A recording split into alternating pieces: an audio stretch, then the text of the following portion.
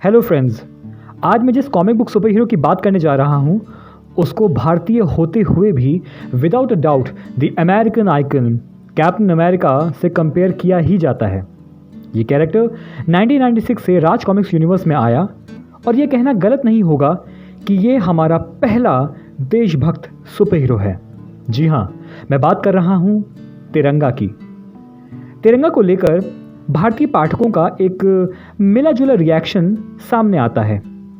आज की जनरेशन लगभग तुरंत ही तिरंगा को देखकर कैप्टन अमेरिका का रिप ऑफ कह देगी।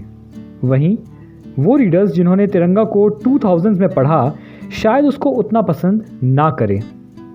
और वहीं दूसरी तरफ 90s के पाठक जैसे कि मैं, जिन्होंने तिरंगा की शुरुआती कॉमिक बुक्स पढ़ी, वो उनको काफ़ी पसंद करते हैं। तो क्या तिरंगा वाकई कैप्टन अमेरिका की नकल भर है? क्यों उसको अलग अलग जनरेशन्स के रीडर्स पसंद या नापसंद करते हैं? और राज कॉमिक्स के इस रिवाइवल एरा में कितना इम्पॉर्टेंट और सक्सेसफुल हो सकता है तिरंगा? आइए इन्हीं बातों को जानने के लिए चर्चा की शुरुआत करते हैं।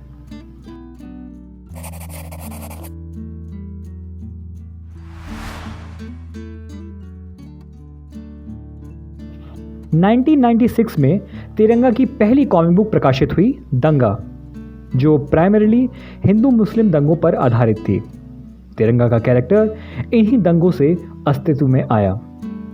कहानी की शुरुआत दिल्ली के भारत नगर कॉलोनी में दंगे की प्लानिंग करते कुछ भ्रष्ट राजनेताओं और कुछ कुख्यात गुंडों से होती है, जिनका मुख्य मास्टरमाइंड एक अज्ञात इंसान है जिसको शुरुआती कॉमिक बुक्स में नहीं दिखाया जाता है, और इस वीडियो में हम भी उसका खुलासा नहीं करेंगे।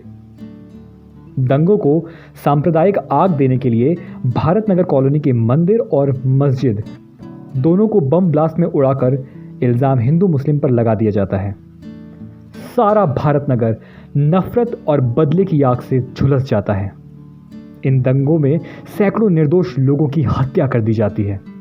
इंसानियत का दामन थामे हवलदार रामनाथ जैसे कैरेक्टर्स भी अपनी कोशिशों के बावजूद पूरी तरीके से घायल हो जाते हैं। और इसी नफरत की आग में से निकलता है तिरंगा, जो न केवल दंगों को रोकता है बल्कि असली अपराधियों को भी सामने लाता है और हिंदू मुस्लिमों के बीच दोबारा शांति कायम करता है। बाद में दिखाया जाता है कि तिरंगा हवलदार रामनाथ का बेटा अभय है। तिरंगा की शुरुआती कॉमिक बुक्स में उसकी कॉस्ट्यूम कुछ डिफरेंट थी। हमारे नेशनल फ्लैग की तरह उसमें सैफ्रॉन वाइट और ग्रीन कलर्स हॉरिजॉन्टली बने हुए थे। लेटर ऑन उसकी कॉस्ट्यूम को चेंज कर दिया गया और तिरंगा को वो लुक दी गई जिसे हम सभी आज जानते हैं। इसमें तिरंगा ने ध्वज के स्वरूप में केप को धारण किया और पूरी कॉस्ट्यूम में वाइट प्राइमरी कलर हो गया। Ever since his first appearance तिरंगा की पर्सनैलिटी में अलग अलग बदलाव आए। मिसाल के तौर पर तिरंगा की शुरुआती कॉमिक बुक्स में जो फीलिंग और एलिमेंट सबसे ज़्यादा प्रोमिनेंट रूप से दिखाया गया वो है पैट्रियटिज्म, देशभक्ति। जैसा कि पहले कहा गया, तिरंगा एक देशभक्त सुपर हीरो के रूप में इंट्रोड्यूस किया गया था और शुरुआती कॉमिक बुक्स की स्टोरी लाइन राष्ट्रवाद और एकता को बढ़ावा देती थी। लेटर ऑन तिरंगा की कॉमिक बुक्स में सुपर हीरो एलिमेंट्स ज़्यादा प्रोमिनेंट होने लगा। 2000s आते आते तिरंगा कई सारी मल्टी स्टारर कॉमिक बुक्स में दिखाई जाने लगा, जिसमें देशभक्ति लगभग ख़त्म हो गई और रह गई टिपिकल मसाला एक्शन कॉमिक बुक। मेरा मानना है कि ये चेंजेस सभी फैंस को पसंद नहीं आए। शायद यही वजह है कि तिरंगा को अलग अलग पाठकों ने अलग अलग टाइम एरा में पसंद किया। किसी को शुरुआती तिरंगा पसंद है तो किसी को मिड और लेट 90s का। इन माय ओपिनियन तिरंगा का गोल्डन एरा, जिसमें वो बेहद पॉपुलर हुआ और ख़ास तौर से उसके आर्टवर्क को बहुत से फैंस इंक्लूडिंग आज के कई सारे प्रोफेशनल आर्टिस्ट्स ने बेहद पसंद किया था, और वो था द दिलीप चौबे एरा। जी हाँ, वो समय जब तिरंगा की कॉमिक बुक की इलस्ट्रेशंस हमारे भारत के एक बेहतरीन आर्टिस्ट श्री दिलीप चौबे जी ने संभाली। Even for me, Dilip Chaubey ji वाली तिरंगा की कॉमिक बुक्स मेरी आज तक की सबसे फेवरेट कॉमिक बुक्स रही हैं।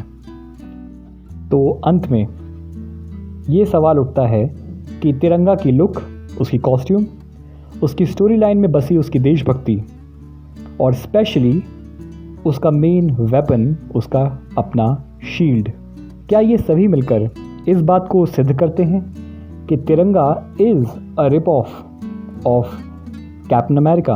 वेल, इन माय ओपिनियन एक चीज़ तो बिल्कुल क्लियर है और वो यही कि शुरुआती कॉमिक बुक्स को पढ़ा जाए, उसकी स्टोरी लाइन को समझा जाए, देखा जाए तो आपको तिरंगा और कैप्टन अमेरिका में कोई भी सिमिलैरिटी नहीं दिखेगी।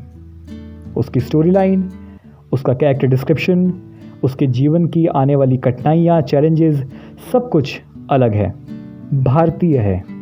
लेकिन इस बात से भी इनकार नहीं किया जा सकता कि तिरंगा की लुक, उसकी कॉस्ट्यूम और उसका main weapon definitely captain America से इंस्पायर्ड लगता है।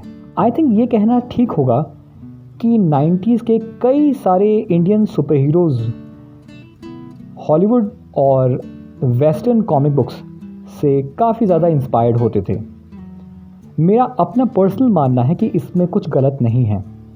हालांकि कुछ ऐसे कैरेक्टर्स जिनको देखकर in the very first look किसी और कैरेक्टर की याद आए, तो ये बात बहुत स्वाभाविक होती है कि फैंस, रीडर्स उसको किसी भी दूसरे कैरेक्टर से, चाहे वो इंडियन हो चाहे वो वेस्टर्न हो, कंपेयर करेंगे ही। राज कॉमिक्स के इस रिवाइवल एरा में, जहां पोस्ट कोविड एक बार फिर से लोगों के बीच में कॉमिक बुक्स को लेकर और ख़ास तौर से राज कॉमिक्स के 90s के नॉस्टैल्जिया को लेकर उम्मीद और जोश एक बार दोबारा ज़िंदा हुआ है, मेरा मानना है कि डेफिनेटली तिरंगा को न केवल वापस रीप्रिंट करना चाहिए बल्कि उसकी नई कॉमिक बुक्स भी मार्केट में आनी चाहिए।